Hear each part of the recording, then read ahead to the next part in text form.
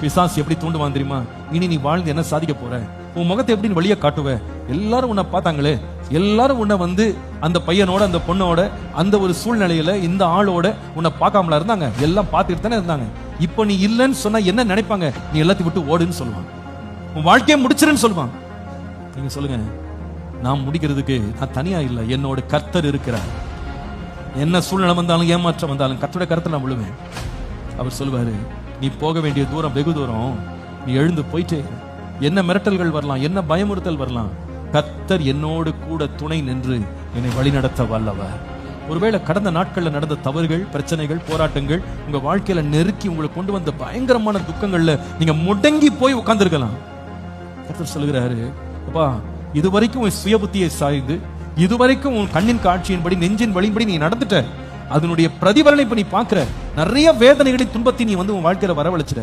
ஆனா இனிமேல் என்ன, உன் கரத்தை என் கையில கொடு, உன்னை நான் கடைசி வரைக்கும் நடத்த உண்மை. இந்த தேவன் என்றென்றும் நம்முடைய தேவன், மரண பரியந்தம் நம்மை நடத்துவார். உலகத்தின் முடிவு பரியந்தம் சகல நாட்கள் நம்மை கொண்டு போகிற தேவன்.